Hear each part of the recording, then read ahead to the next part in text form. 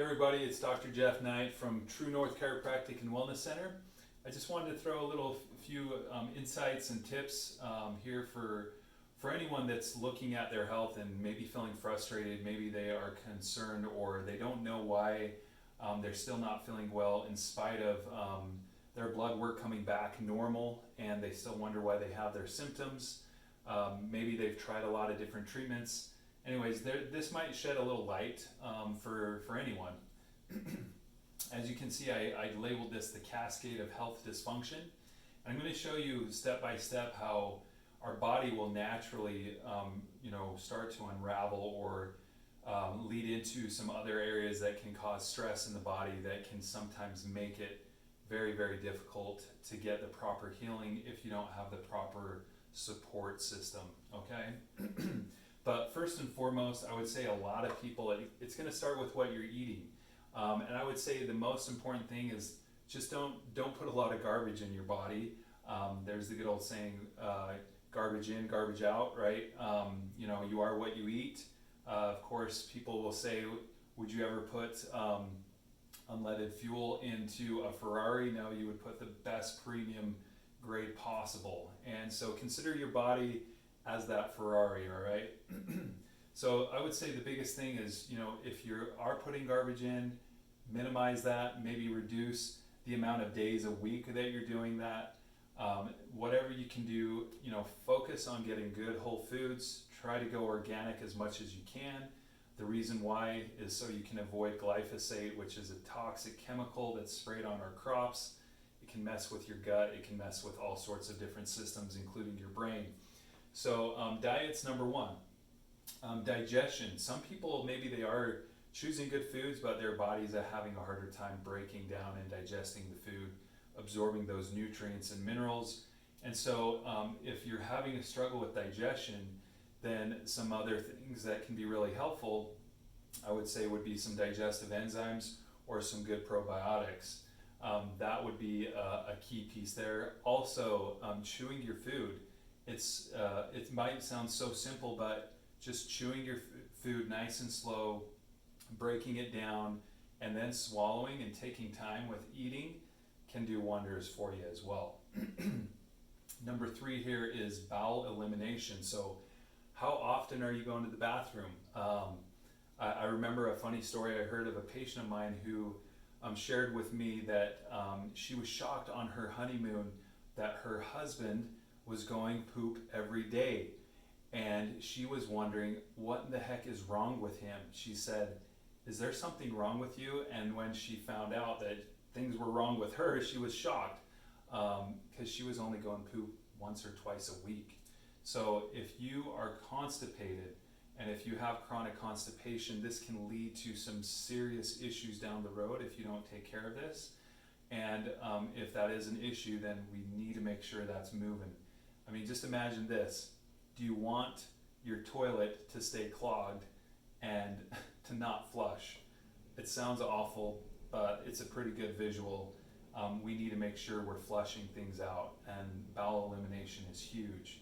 On the opposite side, do you have more loose stools? Maybe not full-blown diarrhea, but loose stools where it's more soft and gooey and mushy. That's not normal either. So anyhow, this is so crucial, and this can lead to so many different challenges that people deal with. In fact, I remember reading where it said women that are more prone to having constipation have a greater risk for breast cancer down the road in their life. So make sure this is something you're taking care of. Inflammatory response. So when you have these 3 things happen, if you're struggling with bowel elimination, then your body is going to start to create some inflammatory response and basically trying to respond to help heal whatever's causing the stress. Now, of course, there can be a lot of different things that can contribute to this. It's not only just our diet.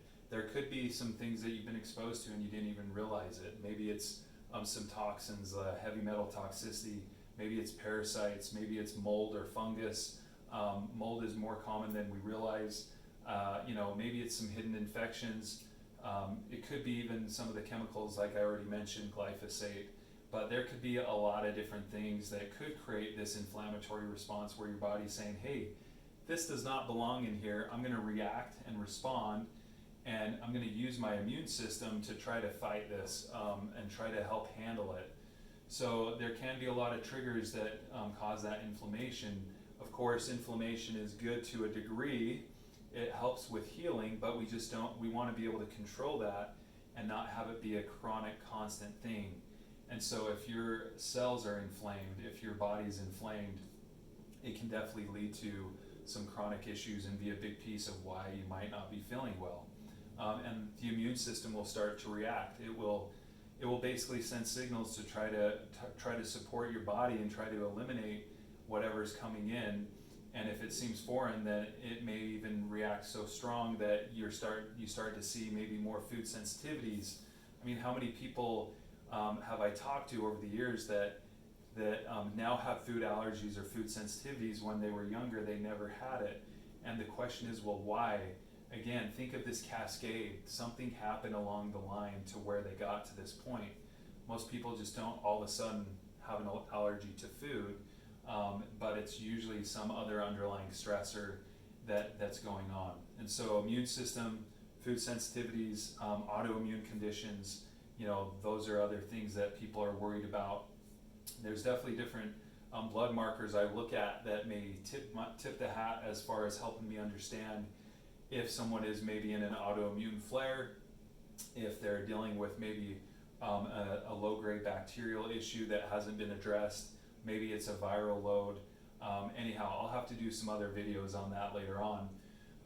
But this next one that will also cascade into some other issues, if all this is not getting corrected by itself, because remember, our body is designed to be self-healing and self-regulating, and so when our body's unable to self-heal and self-regulate, then we have to ask, okay, what's interfering? So the autonomic nervous system, that's the part of our nervous system that will react in that fight or flight mode, and where it may be turned up a notch, and it's hard for your body to go back down because it feels like it's threatened, that there's some kind of a threat going on, and your nervous system cannot calm down until this gets reset. And so this can be a big piece too.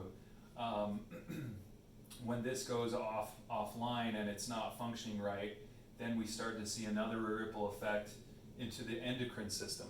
So endocrine system would be our hormones, okay? So let me just share with you some of the most common hormones that we hear of, and let me just share with you actually all the different glands that make hormones. So we've got in the brain, we have the hypothalamus. That's like the control tower of the hormone endocrine system. We've got our pituitary gland, we've got our pineal gland, we've got the thymus gland, or even our pancreas. Did you know insulin is a hormone? We have our thyroid, I think I maybe mentioned that. Liver makes hormones, kidneys make hormones. There's all sorts of different things that can go wrong when this gets disrupted. And we've heard of different chemicals or things that can act as an estrogen blocker, or some kind of a throwing the hormones into some form of imbalance. And I know a lot of people struggle with this when it's maybe difficulty losing weight, maybe it's infertility issues, maybe it's energy or chronic fatigue. There can be so many different things that can be disrupted. Again, look back up this way and say, hey, is there anything I'm doing up here that could maybe create that ripple effect? And then last but not least I have on here is the lymphatic system. And that's the part of the body that really gets, it doesn't get noticed as much as it should, because it is such an important piece. It helps a lot with our body to drain and to eliminate inflammation. So when I get an ankle that's swollen from a sprain, where does all that swelling go to? Well, my lymphatic system will actually absorb that swelling. It will then pump it up. Right behind my collarbone, there's an area where it'll pump into the arteries and veins there, and to the vascular system, and then the body will actually filter that through your liver and your kidneys, and then you pee out the waste. So when the lymphatic system gets plugged, this can create big issues. We talk about, women that find lymph nodes that are swollen in their breast tissue and their armpit. There's the lymphedema, which is like the elephantitis. We've heard of that. And so if there's something blocking that, that can cause issues. But those are that's a more dramatic example. But there's definitely a key piece here to where having good lymphatic support helps so much, making sure your body's in a good place. And sometimes with these individuals that we work with, sometimes we have to start here and work our way back in terms of this being a big focus. But we're always going to focus on making sure their digestion is good, and then of course that they can get elimination. So these things in between, it can sometimes depend on each individual, but if we provide the right tools for that person and giving them the support they need, the body's designed to heal itself. It may take some time. It's not something that's going to happen overnight, but if you are frustrated and you or have a family member or a friend that's frustrated with their health and they're just not getting the solutions or the answers that they want, definitely reach out to someone like myself, where we can look at things a little differently and finding the underlying causes and understanding how everything is reacting with one another that's leading to the challenges that you might be facing. So I hope this helps. Again, it's always an honor. I'm grateful to serve and look forward to connecting with you guys again. Again, it's Dr. Jeff Knight, and we'll catch you next time. Take care.